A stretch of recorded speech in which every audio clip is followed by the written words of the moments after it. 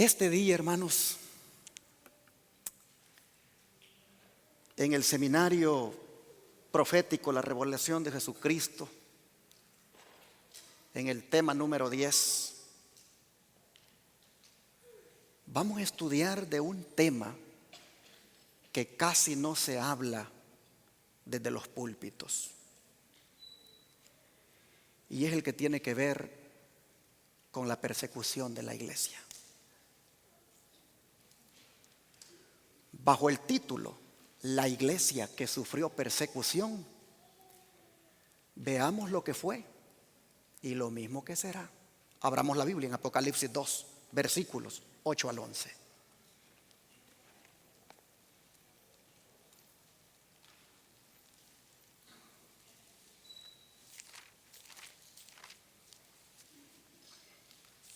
Apocalipsis 2, versículos 8 al 11.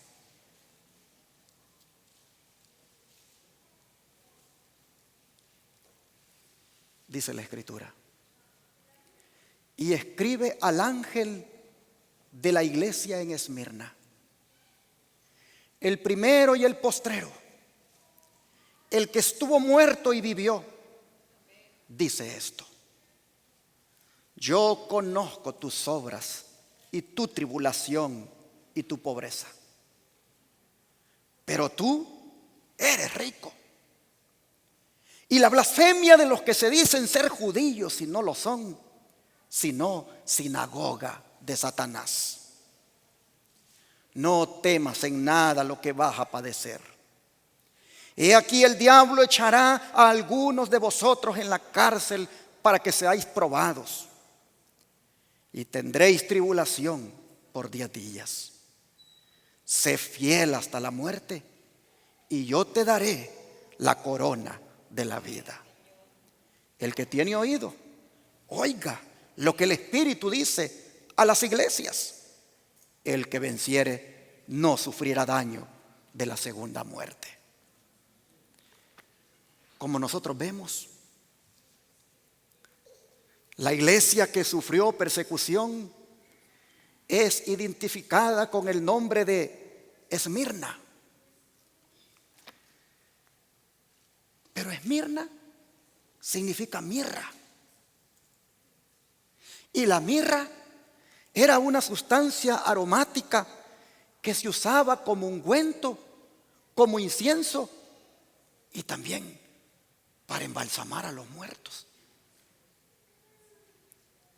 La mirra siempre fue un símbolo de sufrimiento, dolor y muerte. Y eso, hermanos, fue justamente lo que experimentó y experimentaría la iglesia allá alrededor del año 100, desde los días de Juan hasta el año 313. Por eso se le conoce a la iglesia de ese tiempo como la iglesia de los mártires. Y Jesús no pudo escoger otra manera más apropiada para identificarse a esta iglesia que como el que estuvo muerto y vivió. Sin duda, para identificarse con lo que ellos estaban experimentando y también para animarlos. Pues Él dice aquí que sabía lo que les estaba pasando, pues dice: yo conozco tus obras. Y nosotros, hermanos, hacemos bien en estudiar este mensaje esta mañana, porque Esmirna no solo es símbolo de la experiencia de la iglesia cristiana en general en aquella época, sino también de lo que experimentaremos nosotros como iglesia en los tiempos finales, mis hermanos. Ahora, cuando dice yo conozco tus obras, Jesús está diciendo: yo conozco los problemas de la iglesia. Yo conozco por lo que la iglesia está pasando.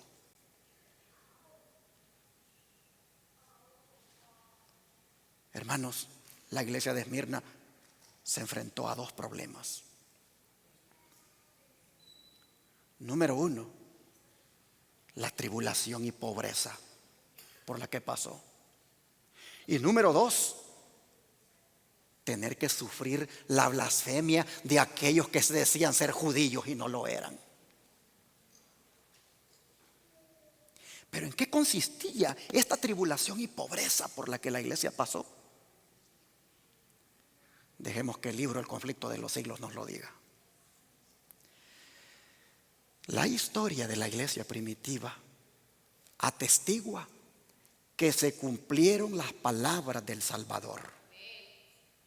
Los poderes de la tierra y del infierno se coligaron para atacar a Cristo en la persona de sus discípulos. Y sí, ¿se acuerdan ustedes cuando Él dijo: si me han perseguido a mí, dijo, también a vosotros os perseguirán? ¿Quiénes fueron los que persiguieron a la iglesia? Dice, el paganismo. El paganismo previó que de triunfar el evangelio, sus templos y sus altares serían derribados, y reunió sus fuerzas para destruir el cristianismo. ¿Y qué era el paganismo? La religión. La religión que promovía la adoración a otros dioses, pero menos a la adoración del Dios verdadero. Y ahora va a pasar a decirnos en qué consistió entonces la tribulación y pobreza. Encendió, se dice, el fuego de la persecución. Los cristianos fueron despojados de sus posesiones y expulsados de sus hogares. Yo pregunto, ¿a qué estado llega una persona que es expulsada de su casa? Y que no solamente le expulsan de su casa, sino que también le expulsan de su trabajo. Lo expulsan también de la sociedad. ¿A qué estado llega una persona en esa condición? Sin duda, un estado de pobreza y de tribulación, ¿no es cierto? Por eso dice Jesús que conocía de la tribulación y pobreza por la que estaban pasando los cristianos en ese tiempo. Y sigue diciendo, todos ellos sufrieron gran combate de aflicciones, experimentaron vituperios y azotes, y a más de eso, prisiones y cárceles, según lo dice Hebreos 10:32 y 11:36. Muchos, dice, sellaron su testimonio con su sangre. Nobles y esclavos, ricos y pobres, sabios e ignorantes, todos eran muertos sin misericordia. Conflicto de los siglos, página 38. Por favor, ponte a pensar en este momento. ¿Cuál fue la suerte que corrieron los jóvenes de la iglesia en ese tiempo? Porque en este tipo de expulsión de sus hogares, expulsión de la sociedad, allí, hermanos, iban los jóvenes de la iglesia, iban los niños, iban las familias. Los jóvenes deberíamos de estar preparándonos para, digo deberíamos porque todavía soy joven en el corazón, pero debería toda la iglesia y la juventud en especial prepararse para lo que vendrá. Hermanos, toda esa persecución que hubo contra la iglesia se hizo con el aval del emperador de Roma. Pues Roma era el imperio que tenía controlado al mundo en ese tiempo. Miren lo que sigue diciendo. Estas persecuciones que empezaron bajo el imperio de Nerón, cerca del tiempo del martirio de San Pablo, continuaron con mayor o menor furia por varios siglos. Los cristianos, dice, eran inculpados calumniosamente. Por favor, grábese esa palabra, calumnia. Grábese esa palabra. Los cristianos, dice, eran inculpados calumniosamente de los más espantosos crímenes y eran señalados como la causa de las mayores calamidades. 2 puntos. ¿Cuáles eran esas calamidades? Hambres, pestes y terremotos. O sea, venían y decían: por estos cristianos es que está esta peste, por estos cristianos es que está temblando la tierra, por estos cristianos es que ha venido tal o cual calamidad. Y dice, como eran objeto de los odios y sospechas del pueblo, mire lo que sucedía. No faltaban los delatores. Grábese esa otra palabra: delatores. Ya van 2: calumnia y delatores. No faltaban los delatores que por vil interés estaban listos para vender a los inocentes. Se los condenaba como rebeldes contra el imperio, enemigos de la religión y azotes de la sociedad.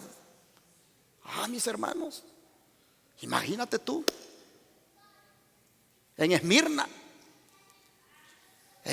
dice la historia que se había levantado un altar al emperador Tiberio, y Roma exigía que una vez al año todo el mundo llegara allá al altar y agarrar incienso y se lo ofreciera a Tiberio, reconociéndolo como el Señor. Y solo los únicos que no hacían eso eran los cristianos, porque para ellos su Señor era Jesucristo. Entonces imagínate el cuadro: presentarse ante el cónsul romano y decirle: pues esos cristianos no quieren reconocer al César como Señor. Esos no vienen aquí a agarrar incienso y ofrecerlo a Tiberio.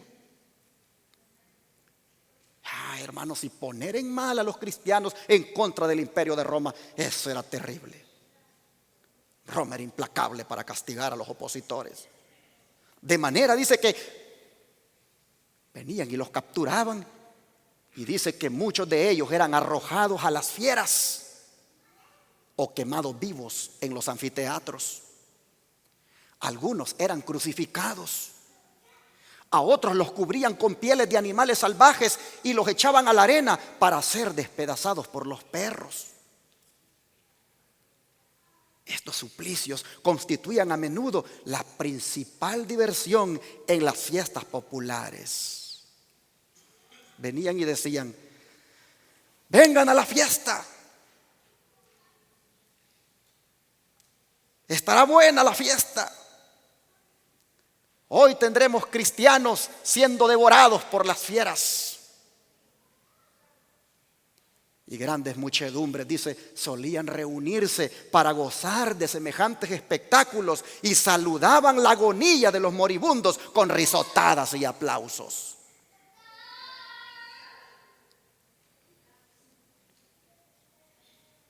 Hermanos,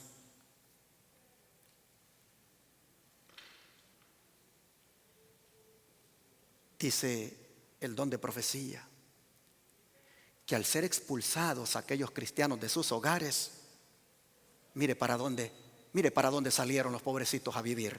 Se lo pongo acá: doquiera fuesen los discípulos de Cristo en busca de refugio, se les perseguía como animales de rapiña. Se vieron pues obligados a buscar escondite en lugares desolados y solitarios. Anduvieron destituidos, afligidos, maltratados, de los cuales el mundo no era digno, andando descaminados por los desiertos y por las montañas y en las cuevas y en las cavernas de la tierra, según dice Hebreos 11, 37 y 38. Pero miren ustedes dónde vivían ahora. Las catacumbas, dice, ofrecieron refugio a millares de cristianos. Debajo de los cerros, en las afueras de la ciudad de Roma, se habían cavado a través de tierra y piedra largas galerías subterráneas, cuya oscura e intrincada red se extendía leguas más allá de los muros de la ciudad. ¿Sabe dónde he visto esto yo? En mi país, El Salvador, después que terminó la guerra. Fui a una montaña donde los guerrilleros se escondían y donde tenían ellos sus hospitales clandestinos. Hermanos, entré a uno de esas cuevas, larga, por todas partes. Y allí nos decía el guía, aquí curábamos a nuestros heridos. Cuando veíamos que el helicóptero venía y tiraba bombas, nos metíamos inmediatamente acá. Ahora el conflicto de los siglos me dice que era lo mismo lo que los cristianos experimentaron allá a las afueras de Roma, en los cerros, leguas de túneles, donde ellos ahí vivían escondidos. Porque Roma los buscaba, porque los soldados romanos los buscaban para matarlos. Dice que en estos retiros, en esas cuevas, los discípulos de Cristo también, ¿qué cosa? Sepultaban a sus muertos y hallaban hogar cuando se sospechaba de ellos y se los proscribía. Proscribir es declarar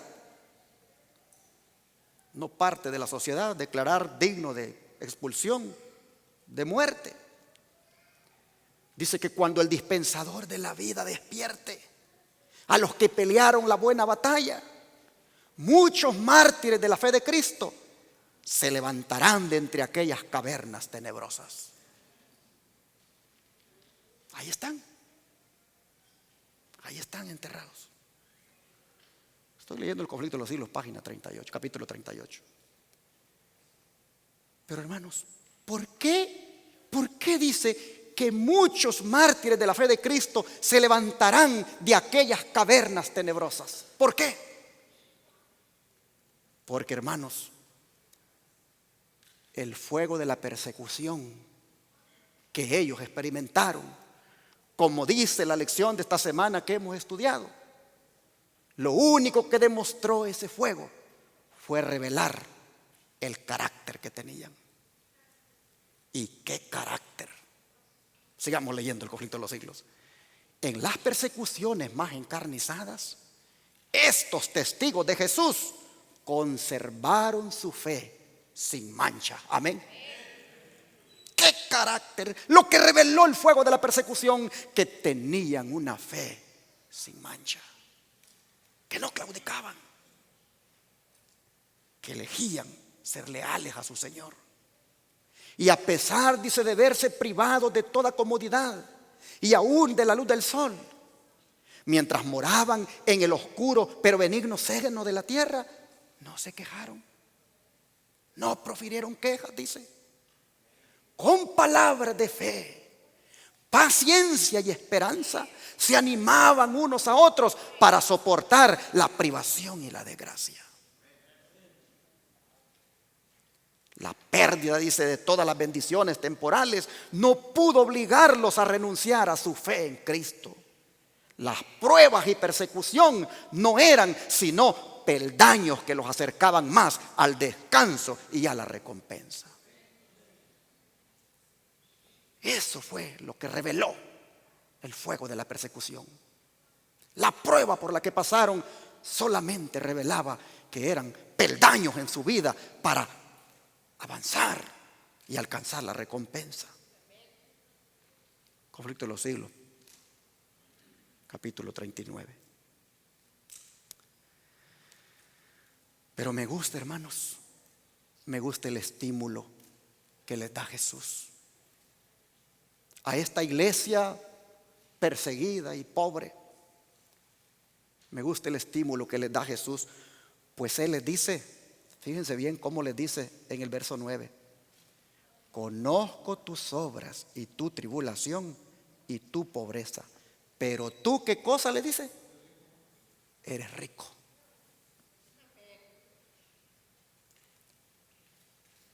Es verdad que te has quedado pobre en bienes de este mundo.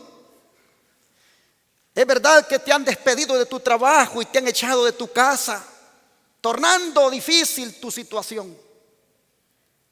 Es verdad que vives en las catacumbas, pero con todo y eso, tú le dices, eres rico.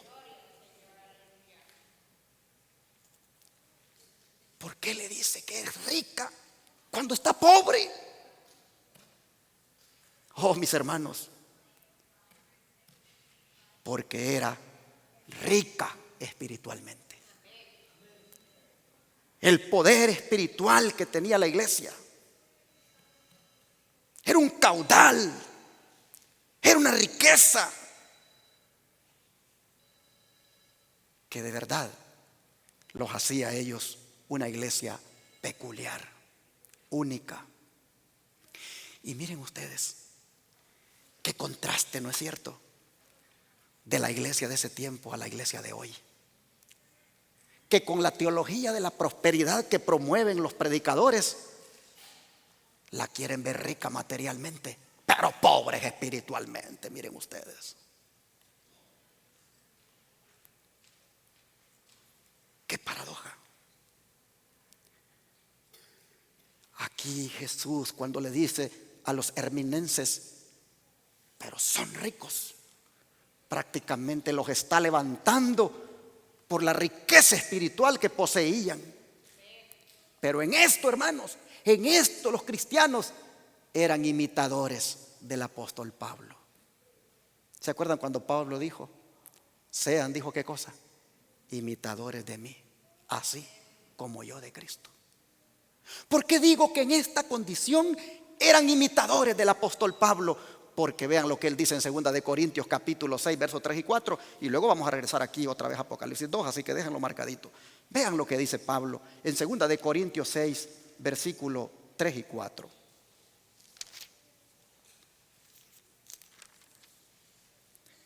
Dice el apóstol,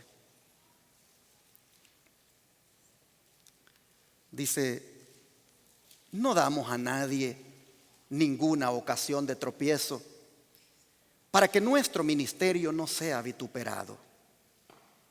Antes bien, nos recomendamos en todo como ministros de Dios, en mucha paciencia, en tribulaciones, en necesidades, en angustias, en azotes, en cárceles, en tumultos, en trabajos, en desvelos, en ayunos, en pureza, en ciencia, en longanimidad, en bondad, en el Espíritu Santo, en amor sincero. Y el verso 9 dice: como desconocidos pero bien conocidos, como moribundos, mas he aquí que vivimos, como castigados, mas no muertos, como entristecidos, mas siempre gozosos, como pobres, mas enriqueciendo a muchos, como no teniendo nada, mas poseyéndolo todo. Amén. Qué tremendo, hermanos. Como el apóstol no tenía ningún bien material en este mundo, pero dice que estaba en condiciones de impartir riquezas. Imagínense ustedes llegar a ese punto de decir: lo tengo todo. Y es que, hermanos, el que tiene a Cristo lo tiene todo. Cuanto más cerca nosotros estemos de Jesucristo, pregunto, ¿somos más ricos, sí o no? Claro que sí. En cambio, cuanto más lejos estemos de Él, hermanos, no importa cuál sea el saldo que podamos tener en el banco, en la cuenta, más pobres somos si estamos lejos del Señor. Los seres humanos miden la riqueza con el criterio del valor de los bienes materiales que una persona posee. En cambio, el criterio divino es diferente. Él dice que se puede ser rico materialmente, pero pobre delante de Él. En cambio, dice, se puede ser pobre aquí en la tierra y rico con respecto al cielo. Mire lo que dice Santiago, Santiago capítulo 2, verso 5.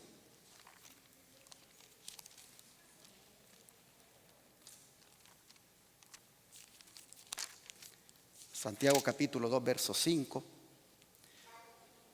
Dice: hermanos míos, oíd, ¿no ha elegido Dios a los pobres de este mundo para que sean ricos en fe y herederos del reino que ha prometido a los que le aman.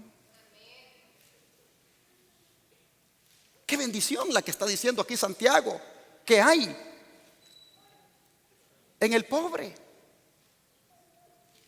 En el pobre que Dios lo ha elegido para que sea rico en fe.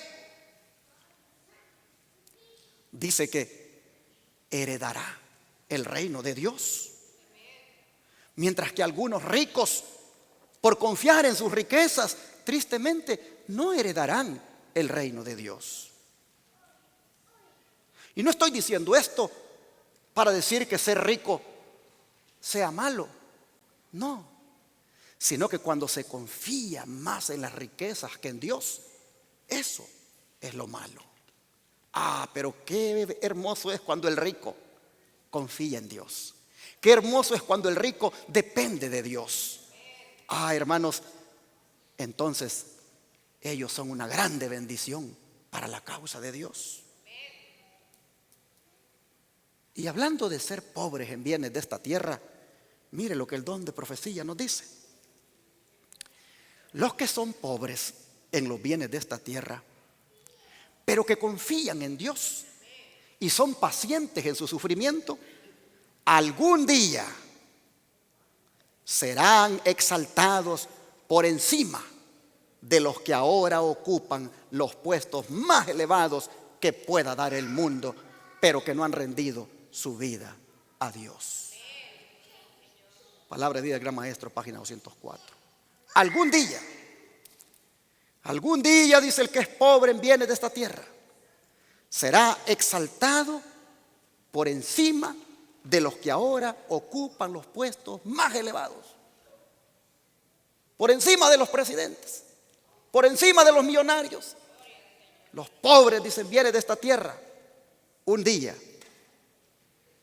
si son ricos en fe, hermanos, ocuparán los puestos más elevados que el mundo pueda dar. Por eso sería bueno, hermanos, que nos mantengamos ricos en fe, ¿no creen ustedes? Que nos mantengamos ricos en fe, aunque no tengamos aquí en la tierra mayores cosas, pero que nos mantengamos ricos en fe. Y no solo ricos en fe, sino también en obras. Pues mire lo que sigue diciendo el don de profecía. El más humilde y pobre de los verdaderos discípulos de Cristo, que es rico en buenas obras, es más bendecido y precioso a la vista de Dios que el que se jacta de sus grandes riquezas. Recibe más honor en las cortes del cielo que los más exaltados reyes y nobles que no son ricos para con Dios. Testimonios para la Iglesia, tomo 2, página 682, pero directamente como está en el inglés. Así que, hermanos, busquemos llenar nuestros registros celestiales con muchas obras de amor para nuestro Dios.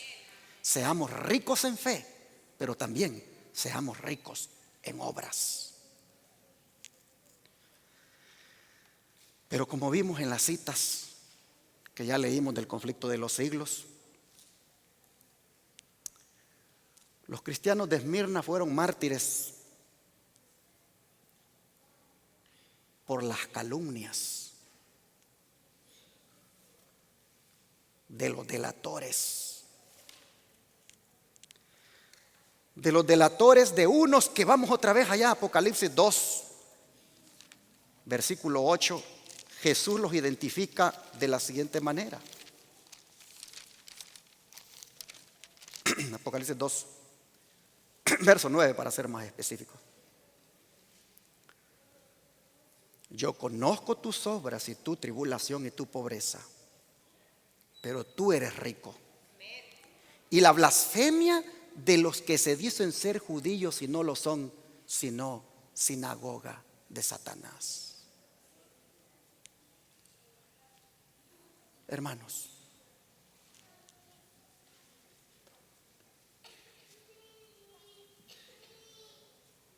la iglesia de los mártires bregó también no solo con la oposición del imperio, sino también con la blasfemia de los que se dicen ser judíos y no lo son, sino sinagoga de Satanás.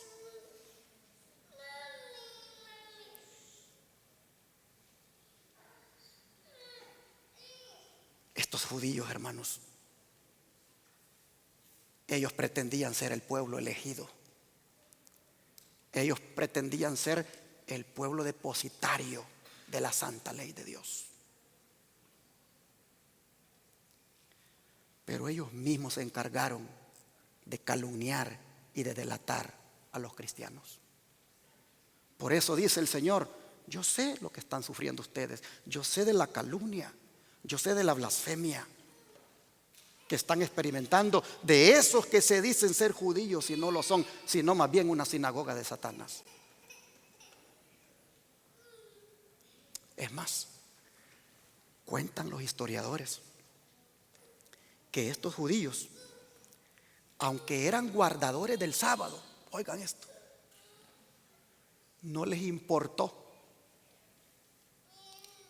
Y en el mismo sábado trajeron leña para que quemaran al anciano de la iglesia de Esmirna, el famoso Policarpo, mártir de esa iglesia. La historia dice que salieron los soldados romanos a buscar a Policarpo, porque pues estos cristianos son tan fieles a ese su señor que no quieren aceptar al señor emperador de Roma, y sin duda porque este Policarpo los insta a ser fieles. Salieron a buscar a Policarpo los soldados romanos y lo encontraron allá, dice, afuera de la ciudad en una casa. Y Policarpo dijo: denle de comer a los soldados, atendámoslos, hagámosles una comidita para ellos. Y dice que el oficial romano se sintió tan impresionado de ver la actitud de Policarpo que no sentía deseo de llevárselo. Pero los judíos lo habían delatado, los judíos lo habían calumniado. Esos que se decían ser judíos y no lo eran, sino sinagoga de Satanás. Se lo llevaron. Y cuando compareció ante el gobernador romano, dice la historia que el gobernador no miraba en ese hombre digno de que fuera quemado. De manera que le dijo estas palabras: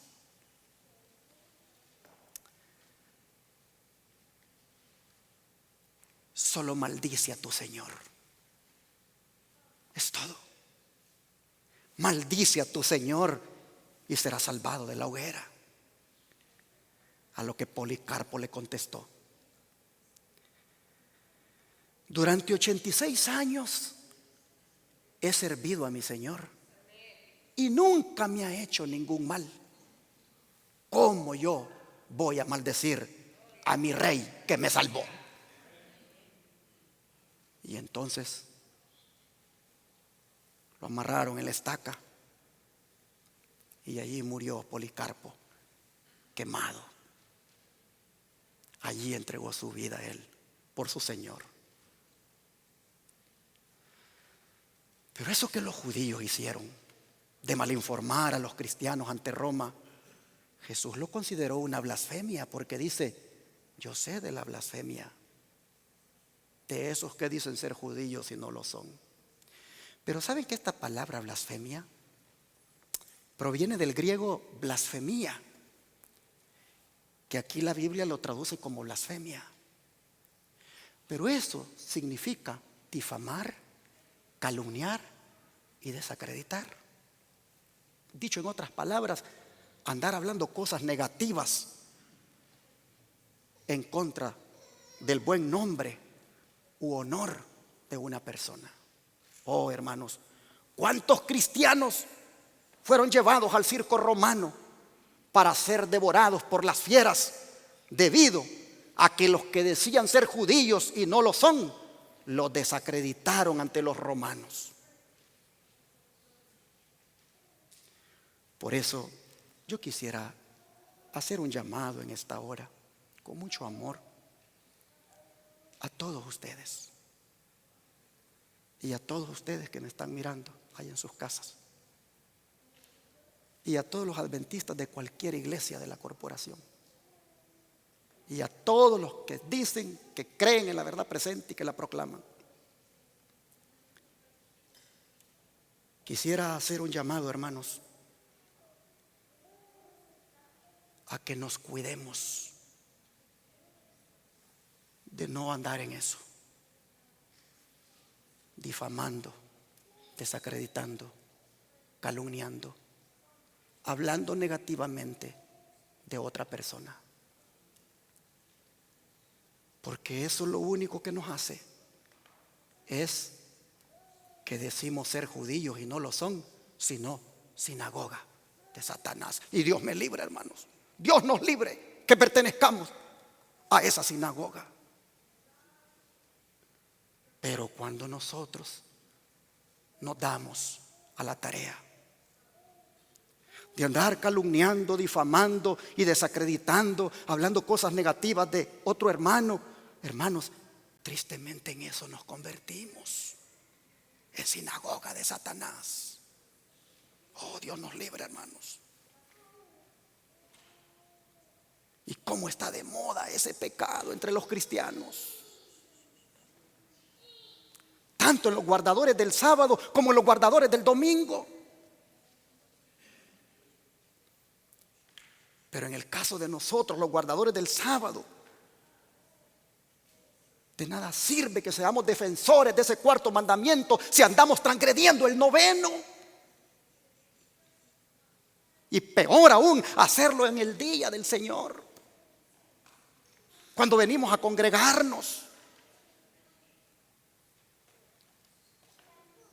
Porque cuando hacemos esto en el día del Señor, hermanos, dos mandamientos transgredimos: el del sábado al andar hablando nuestras propias palabras, y el noveno al andar hablando falso testimonio, que es bien abarcante porque entra el andar hablando de otro a sus espaldas.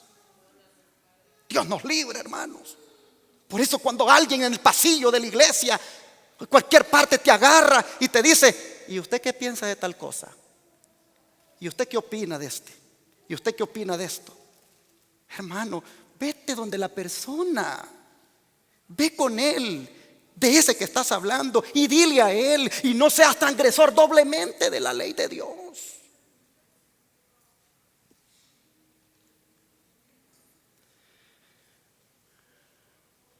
¿Sabían ustedes que el mandamiento más pisoteado de la ley de Dios es el noveno? Si tú pensabas que el mandamiento del sábado es el mandamiento más pisoteado de la ley de Dios, no, mi hermano, es el noveno. Es más, ese fue el segundo mandamiento que fue transgredido en el cielo, porque el primero fue el 10º. ¿Y cuál fue el castigo para aquel que transgredió el 9º mandamiento? Ser expulsado del cielo. El Señor no quiere chismosos en el cielo. El Señor no quiere personas en el cielo que se dan a la tarea de difamar a otro. Y claro, como el diablo no quiere que nosotros vayamos al cielo, él entonces viene y nos induce a que caigamos en esa transgresión de ese mandamiento, para que así sigamos cometiendo la blasfemia de los que se dicen ser judíos y no lo son, promoviendo chismes, murmuras, divisiones, separando amistades, sembrando divisiones entre los hermanos, dividiendo congregaciones, agarrándose gente para llevársela y formar otra congregación. Oh, hermanos, usando la difamación. Y lo que es más, cuando hacemos eso, nos convertimos en asesinos. La iglesia está llena de asesinos. Y son asesinatos impunes, que quedan impunes, pero no para siempre, no quedarán impunes para siempre. La Biblia tipifica el andar chismeando, el andar haciendo murmuras de alguien. La Biblia tipifica eso, hermanos, como un atentado contra la vida de ese que estamos hablando. Dios me libre, hermanos, a mí primeramente de caer en esto. Mire lo que dice el libro de Levíticos. Vamos allá, Levíticos capítulo 19. Capítulo 19, versículos 16 al 18. Dice el Señor: no andarás chismeando entre tu pueblo, no atentarás contra la vida de tu prójimo, yo Jehová. No aborrecerás a tu hermano en tu corazón, razonarás con tu prójimo para que no participes de su pecado. No te vengarás ni guardarás rencor a los hijos de tu pueblo, sino amarás a tu prójimo como a ti mismo, yo Jehová. Yo pregunto, esos judíos que delataron a los hermanos de Esmirna, ¿conocían de esto que acabamos de leer? Sí, ellos conocían la Torá, que componen los primeros 5 libros de la Biblia. Sabían de esto que el Señor dice. Y sin embargo, hermanos, no solo transgredieron el sábado trayendo leña para que Policarpo fuera quemado aquel día sábado, sino que también transgredían el mandamiento 9 al andar, hermanos, al andar delatando, calumniando y difamando. Pero miren ustedes, Dios pone el chisme como un atentado contra la vida. Este es un asesinato. Dios mío, ¿cuántos asesinos podemos haber ahora? Y con el nombre de Cristo. Mis hermanos, mire cómo la sierva del Señor habla de este asesino que prolifera en la iglesia. Hay personas, dice, que siempre están hablando, chismeando y llevando falso testimonio, que siembran semillas de discordia y engendran luchas. El cielo contempla a esa clase como los más eficientes siervos de Satanás. Tremendo. Hay personas, dice, que siempre están hablando, chismeando y llevando falso testimonio. ¿Y sabe qué es lo más penoso, hermano? Es utilizar el púlpito para eso. ¿Y cuánto predicador hay, aún de la verdad presente, que no predican si no están difamando a alguien? No predican si no están siempre hablando en mal de otro siervo, de otro predicador. Siempre están alimentando a la iglesia de algo en contra de otro siervo. Oh, mire lo que dice el don profético, que el cielo contempla a esa clase como los más eficientes siervos de Satanás. Un hermano me decía esta semana, pastor, me decía, qué triste en nuestra iglesia. El predicador dice, no hay sermón donde no le tire duro a fulano, a sutano y a mengano, y los menciona por nombre, dice. Qué triste, porque aquí dice el Espíritu de profecía que esa clase de predicadores son los más eficientes siervos de Satanás. No podemos usar el púlpito para venir a hablar de alguien entre los hermanos. Aquí deberíamos de venir a hablar solo de la palabra de Dios. Pero nosotros vemos aquí que hay personas, dice, que siempre están hablando, chismeando y llevando falso testimonio.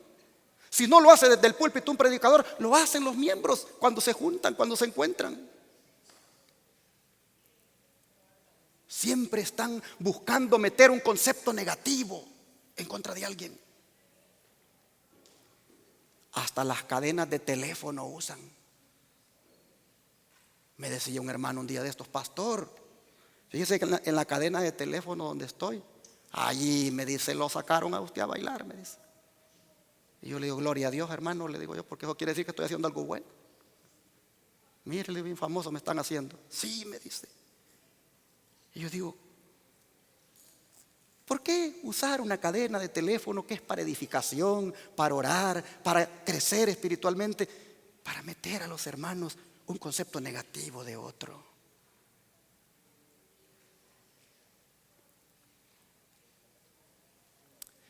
Dice aquí el Espíritu de profecía, cuán cuidadosos, dice, debiéramos ser de que nuestras palabras y acciones estén en armonía con la verdad sagrada que Dios nos ha encomendado. Cuando se asocien, dice, es decir, cuando se junten, hablen con cuidado. Que su conversación sea de tal naturaleza que no necesite arrepentirse. Yo no sé si a ustedes les habrá pasado alguna vez que estuvieron en un lugar y de repente salió el nombre de alguien allí y se le fue la lengua. Y cuando ha llegado a la casa y se ha arrodillado, ha sentido esa vergüenza y ha sentido que ha pecado. Y se arrepiente. Pues dice la sierva del Señor, tengan cuidado cuando hablen, dice, cuando se junten, para que después no tengan que estarse arrepintiendo. Dice, si el amor a la verdad está en su corazón, usted hablará de la verdad. Hablará de la bendita esperanza que tiene en Jesús. Si tiene amor en el corazón, procurará establecer y fortalecer a su hermano en la fe más sagrada. Si se pronuncia una palabra que resulte perjudicial para el carácter de su amigo o hermano, no estimule esa forma de hablar. Esa es la obra del enemigo. Recuerde bondadosamente al corresponsal que la palabra de Dios prohíbe esa clase de conversación. Así está escrito en ese libro, La voz, su educación y su uso correcto, páginas 168 a la 169. Ahora, hermanos, vamos a ver la explicación del 9º mandamiento, tal como la da el don de profecía. Miren ustedes. No dirás contra tu prójimo falso testimonio, 9º mandamiento. Y va a explicar todo lo que abarca eso. La mentira acerca de cualquier asunto, todo intento o propósito de engañar a nuestro prójimo están incluidos en este mandamiento. La falsedad consiste en la intención de engañar mediante una mirada, un ademán, una expresión del semblante. Se puede mentir tan eficazmente como si se usaran palabras. Toda exageración intencionada, toda insinuación o palabras indirectas dichas con el fin de producir un concepto erróneo o exagerado, hasta la exposición de los hechos de manera que den una idea equivocada, todo esto es mentir, exagerar las cosas. Este precepto, dice, prohíbe todo intento de dañar la reputación de nuestros semejantes por medio de tergiversaciones o suposiciones malintencionadas mediante calumnias o chismes. Si lo que yo le voy a comentar a un hermano de otro hermano va a dejar a ese hermano ahora mal parado ante este, y este ahora va a tener un concepto errado del hermano, hermano, yo no soy otro ahí más que un agente del diablo haciendo eso. Yo allí soy miembro de la sinagoga de Satanás. Soy alguien que dice que es judío y no lo es, porque mire la obra que estoy haciendo. Este hermano ahora va a tener ese concepto de este otro hermano negativo. Va a tener ese concepto negativo en contra de este hermano. Dice, hasta la supresión intencional de la verdad hecha con el fin de perjudicar a otros es una violación del 9º mandamiento. Patriarcas y Profetas 281. Entonces, hermanos, ¿cómo vamos a hacer? ¿Cómo poder decirle a ese hermano y a ese pastor que lo que está haciendo está mal en la iglesia? ¿Cómo poder transmitirle a ese hermano y a ese pastor lo que a nuestro juicio no está bien en la iglesia? O que estamos disgustados con él. ¿Cómo poder transmitírselo? Sencillo. Mateo 18. Se los pongo aquí en la pantalla con su respectivo comentario del don profético. Lo que tenemos que hacer. Por lo tanto, dijo Jesús en Mateo 18:15, si tu hermano peca contra ti, ve y repréndele estando tú y él solos. Si te oyere, has ganado a tu hermano. ¿Cuál es el propósito al ir a hablar con él solo? Ganarlo. Entonces, si lo que busco es ganarlo, ¿cómo le debo hablar? Sigue diciendo el don profético. Esta, dice, es la forma como deben arreglarse los malos entendidos. Hablar a solas y con el Espíritu de Cristo, a quien se encuentre en falta, eliminará a menudo la dificultad. ¿Cuántos problemas se hubieran evitado en la iglesia si todos hubiéramos seguido este consejo? ¿Cuántas separaciones, cuántos distanciamientos, cuántas divisiones si todos hubiéramos seguido este consejo? Muestre, dice, hacia su hermano un amor como el de Cristo, al tratar de solucionar la dificultad estando tú y él solos. Oh, hermanos, cuántos problemas entre nosotros como hermanos hubiéramos arreglado ya si hubiéramos ido con el hermano solo, con el pastor solos, antes que andar. Dios mío, yo cuando estaba estudiando esto dije, Dios mío, dije yo, sinagoga de Satanás terrible en la que uno se mete. Dice, conversen juntos con ese hermano, conversen juntos en forma tranquila. No permitan que escapen de sus labios palabras airadas, porque recuerde que está buscando hablar con él para ganar a su hermano. Presenten el asunto, dice, en una forma que apele a su mejor juicio. Y si él los oye, lo habrán ganado como amigo. No importa, dice, cuál sea el carácter de la ofensa, no cambia el plan que Dios ha establecido para el arreglo de los malos entendidos y las ofensas personales. Actúen de acuerdo con el Espíritu de Cristo. Alza tus ojos, página 104. Pero volviendo a la iglesia que sufrió persecución, lamentablemente el mal de la calumnia no iba a terminar allí. Pues para ella Jesús le dice que seguirá sufriendo persecución. Pues vean lo que dice el verso 10, allí en Apocalipsis 2.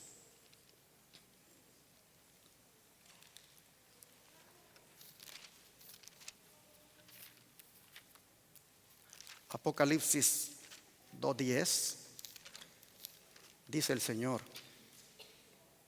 no temas en nada lo que vas a padecer. He aquí el diablo echará a algunos de vosotros en la cárcel, para que seáis probados, y tendréis tribulación por 10 días. Sé fiel hasta la muerte, y yo te daré la corona de la vida. O sea, hermanos, ¿qué está diciéndoles Jesús? Que si ya habían sentido los efectos de la calumnia de los que se decían ser judíos y no lo eran, hermanos, todavía ellos no habían sentido toda la violencia de la persecución. Y los hermanos lo sabían. Los cristianos lo sabían y tenían miedo. Y por eso Jesús les dice: no teman en nada. Sé que tienen temor. Sé que esto todavía falta mucho, pero no teman en nada. No tengan miedo, le dice, de las cosas que van a padecer. ¿Cuál era el plan del diablo, hermanos, todavía con ellos? Meter a algunos, ¿a dónde? En la cárcel. No a todos, a algunos. ¿Iba a permitir Jesús que algunos de ellos fueran a la cárcel? Sí. ¿Con qué propósito? Para mostrar que sus hijos eran de oro puro.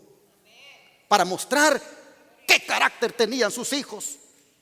Para que se revelara que ellos eran oro puro.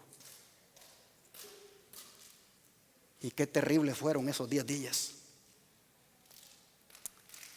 Esos 10 días que realmente fueron 10 años.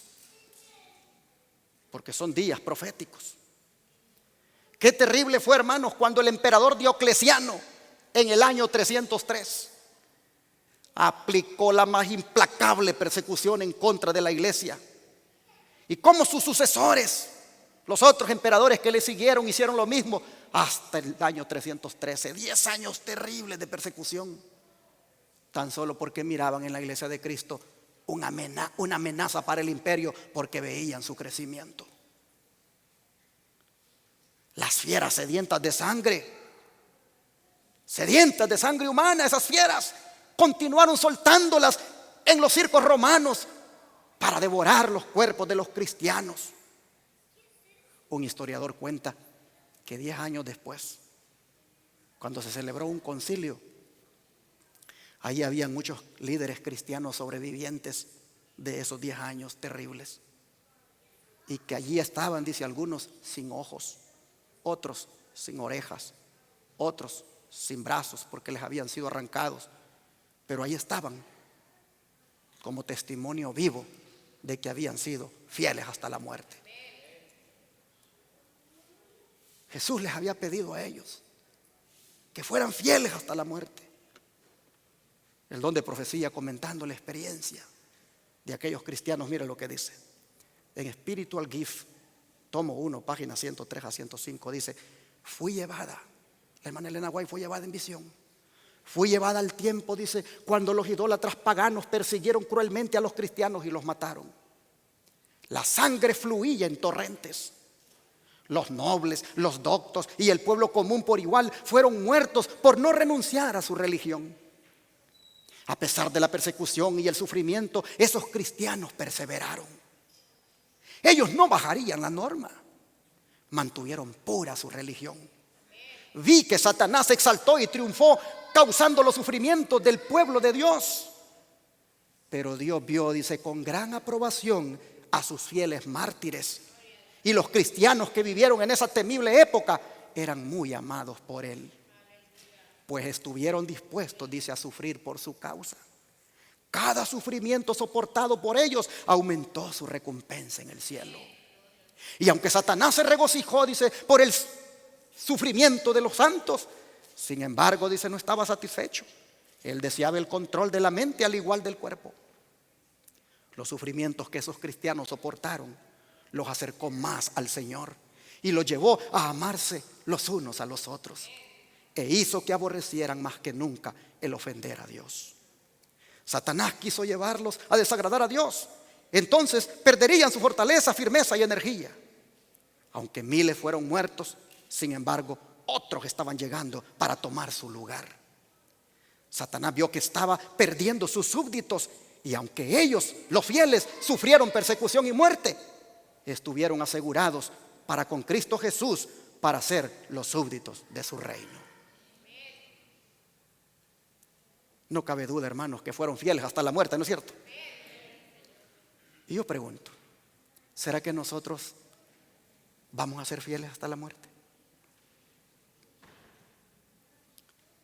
Porque, hermanos, Pablo dice que todos los que quieran vivir piadosamente en Cristo Jesús van a sufrir, ¿qué cosa? Persecución. Y basta con leer Apocalipsis 13 y mirar ahí de lo que se va a imponer en los últimos días. Un decreto de muerte en contra de los que no quieran aceptar la marca de la bestia. Basta, hermanos, leer allí Apocalipsis 13 para mirar lo que harán con aquellos que no acepten el domingo como día de reposo falso por ley.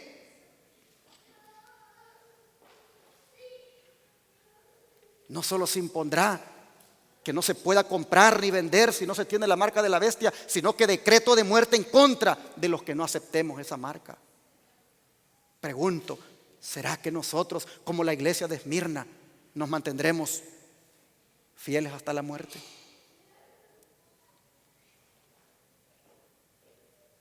Ojalá, hermanos, que cuando eso llegue, todos nosotros salgamos purificados por ese fuego de persecución que vendrá. Ojalá que nosotros salgamos purificados como el oro, mis hermanos. Porque nuevamente, los que se dicen ser judíos y no lo son, sino sinagoga de Satanás, nuevamente, hermanos, utilizarán la blasfemia, utilizarán la calumnia en contra de nosotros si somos fieles.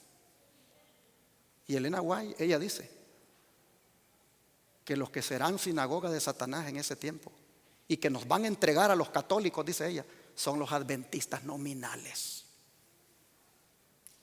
que se dicen ser judíos y no lo son, que se dicen ser adventistas y no lo son. ellos, dice, nos van a entregar a los católicos. Dice, ella miró eso. Mire cómo el don de profecía habla de lo que vamos a experimentar. Dice, los que honran el sábado de la Biblia serán denunciados como enemigos de la ley y del orden, como quebrantadores de las restricciones morales de la sociedad y por lo tanto causantes de anarquía y corrupción que atraen sobre la tierra los altos juicios de Dios. Nuevamente, hermanos, nos van a culpar como culparon a los hermanos de la iglesia de Esmirna de las cosas que estarán pasando en el mundo. Dice, sus escrúpulos de conciencia serán presentados como obstinación, terquedad y rebeldía contra la autoridad. Serán acusados de deslealtad hacia el gobierno. Los ministros que niegan la obligación de observar la ley divina predicarán desde el púlpito que hay que obedecer a las autoridades civiles porque fueron instituidas por Dios. Utilizarán ese texto, hermanos, ese texto bíblico que Pablo habla de respetar a las autoridades. Lo utilizarán para aplicarlo a que los cristianos se sometan a la ley dominical. Dice, en las asambleas legislativas y en los tribunales se calumniará y condenará a los que guardan los mandamientos. Se falsearán sus palabras y se atribuirán a sus móviles las peores intenciones. A medida que las iglesias protestantes rechacen los argumentos claros de la Biblia en defensa de la ley de Dios, desearán imponer silencio a aquellos cuya fe no pueden rebatir con la Biblia. Los cristianos evangélicos que no aceptan que el sábado es el día del Señor, pero sí aceptan el domingo, ese hijo del papado, como el día de reposo, ellos, dice, se envalentonarán con los que elijamos ser fieles al mandamiento de Dios. Aunque se nieguen a verlo, dice, el hecho es que están asumiendo actualmente una actitud que dará por resultado la persecución de los que se niegan en conciencia a hacer lo que el resto del mundo cristiano está haciendo y a reconocer los acertos hechos en favor del día de reposo papal, que es el domingo. Los dignatarios de la iglesia, dice, y el Estado se unirán para hacer que todos honren el domingo. Y para ello apelarán al cohecho, a la persuasión o a la fuerza. La falta de autoridad divina se suplirá con ordenanzas abrumadoras. La corrupción política está destruyendo el amor a la justicia y el respeto a la verdad. Y hasta en los Estados Unidos de la libre América se verá a los representantes del pueblo y a los legisladores tratar de asegurarse el favor público, doblegándose a las exigencias populares por una ley que imponga la observancia del domingo. Y ya se está mirando. Ya se están mirando los cabildeos de los protestantes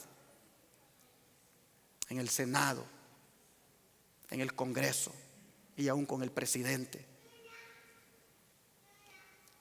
Dice que la libertad de conciencia que tantos sacrificios ha costado no será ya respetada.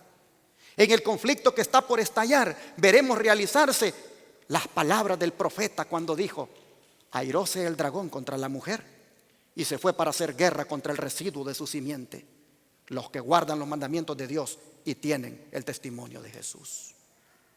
Conflicto inminente, páginas de las 74 a las 75. Pero cuando eso ocurra, hermanos, cuando eso ocurra, yo pregunto, ¿estaremos solos? Miren, hermanos, cuando eso ocurra, no se nos vaya a olvidar, por favor, desde ya. No se nos vaya a olvidar las palabras que Pablo escribió para nosotros en el libro de Romanos. Vamos a leerlas, capítulo 8, versículos 35 al 39. Romanos capítulo 8, versículos 35 al 39.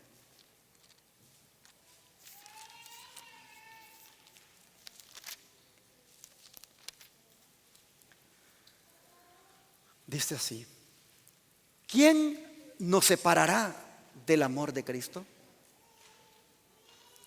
¿Tribulación o angustia? ¿O persecución o hambre? ¿O desnudez o peligro? ¿O espada? Pregunta Pablo, ¿quién nos va a separar del amor de Cristo? ¿Todas esas cosas? Sigue diciendo el verso 36. Como está escrito: por causa de ti somos muertos todo el tiempo. Somos contados como ovejas de matadero.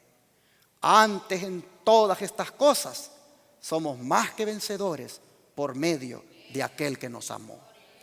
Por lo cual estoy seguro de que ni la muerte ni la vida, ni ángeles ni principados, ni potestades, ni lo presente ni lo porvenir, ni lo alto ni lo profundo, ni ninguna otra cosa creada nos podrá separar del amor de Dios que es en Cristo Jesús, Señor nuestro. No se nos olviden, no se nos olviden estas palabras. Y cuando llegue la prueba dura, como le llegó a los hermanos de Esmirna, acordémonos de estas palabras, que no nos separará nada de lo que nos pase del amor de nuestro Dios. Él sabrá cómo nos va a sostener. Así que ahora, hermanos, solo seamos fieles hasta la muerte, a fin de que obtengamos la corona de la vida. ¿Pero qué es la corona de la vida? Lo miraremos en nuestro próximo estudio. Miraremos todo lo que implica la corona de la vida. Si hemos dedicado tiempo para hablar ahora de la persecución de la iglesia, los móviles, de quienes la promovieron, justo es que también hablemos de la corona de la vida que vamos a recibir. Así que en nuestro próximo tema vamos a hablar de la corona de la vida y de la muerte segunda. Hermanos, por ahora les animo a que sigamos adelante, siendo fieles a la consigna que dice: sé fiel hasta la muerte. Yo pregunto en esta hora, ¿cuántos quisieran que Dios les ayude a ser fieles hasta la muerte? Si oran y estudian la Biblia todos los días y se consagran con toda seguridad, así será. El Señor los va a ayudar a ser fieles hasta la muerte. Que Dios les bendiga a todos.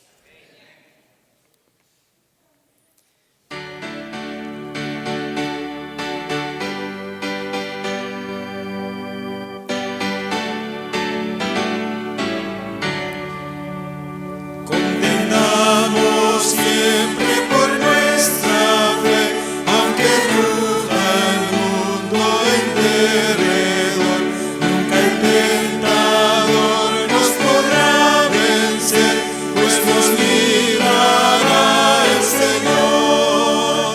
Si sufrimos aquí, reinaremos ahí en la gloria celestial. Si llevamos la cruz por amor de Jesús, la corona Él nos dará. No seamos tibios de corazón, ni dejemos nunca el primer amor. Mantengamos firme la profesión de la fe del Salvador.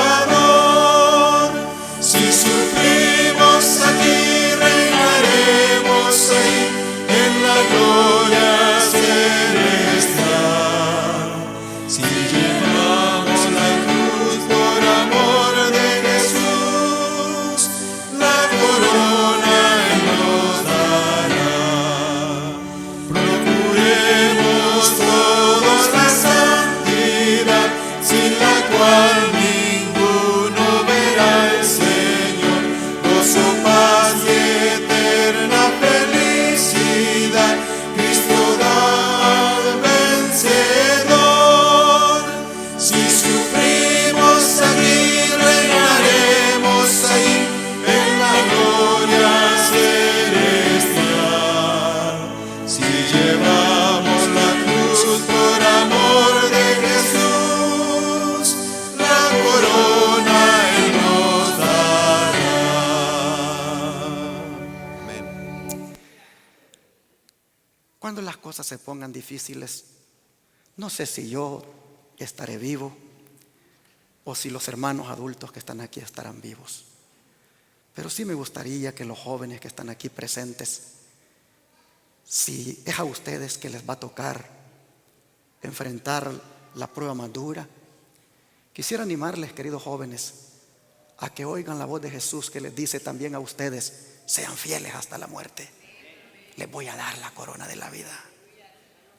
Señoritas, jóvenes, niños, hagan un compromiso con Jesús de ser fieles hasta la muerte. Ustedes son la iglesia que Dios quiere llevar a las mansiones celestiales. Y como los jóvenes de la iglesia de Esmirna enfrentaron pruebas, también ustedes las van a enfrentar. Pero recuerden lo que Jesús les dice: no tengan miedo, solo sean fieles hasta la muerte, que yo les voy a dar la corona de la vida. Dios toque tu corazón, querido joven, a hacer ese compromiso de ser de los que serán fieles, de los que mantendrán en alto el estandarte de la verdad. Y si nosotros los adultos pues llegamos con ustedes a esa hora, pues también queremos serlo. Por eso hemos cantado: contendamos siempre por nuestra fe. Por eso hemos cantado que si sufrimos aquí, reinaremos allí. Vamos a consagrarnos al Señor, vamos a orar y a pedirle que nos dé victoria, que seamos vencedores. Padre nuestro, agradecemos, Señor, que a través de la historia de lo que sucedió con tu pueblo en el pasado, también, Señor, nos dices la verdad en cuanto a lo que experimentaremos. Padre, te rogamos que cuando esa prueba dura llegue, tal vez, Señor, sea en otras maneras, pero igual será dura, como la que sufrieron nuestros hermanos de la iglesia de Esmirna. Pero Dios, por favor, cuando llegue ese momento, oh Padre, que nosotros mostremos qué clase de carácter tenemos. Que nosotros mostremos allí, por tu gracia, que estamos hechos de materiales a prueba de fuego. Que podamos mostrar, Señor, en ese momento, que los materiales con los cuales nuestro carácter ha sido formado han sido de una piedra llamada Jesucristo y semejante al oro y a las piedras preciosas. Ayúdanos, Señor, para que podamos mantenernos leales a ti desde hoy. Te suplico, Señor, que nos ayudes como iglesia para erradicar el pecado de nuestra vida. Sobre todo ese, Señor, como es el pecado de la murmuración, del chisme, de levantar un falso testimonio, el de desacreditar a otro, el de cometer la blasfemia de los que se dicen ser judíos y no lo son. Oh Señor, perdónanos si hemos sido culpables de ese pecado y pon, Señor, un sello en nuestra boca la próxima vez que el diablo nos tiente a querer hacer eso. Oh Padre, te rogamos que nos hagas cristianos victoriosos, victoriosos sobre todo defecto de carácter, victoriosos sobre todo pecado, que nos ayudes a mantenernos fieles hasta la muerte. Gracias, Padre, por anticiparnos desde ya que no será en vano el sufrimiento, que tendrá al final una recompensa. Ayúdanos a permanecer fieles, a amarte como nunca y nunca dejarte. Te lo pedimos en el nombre de Jesús. Amén.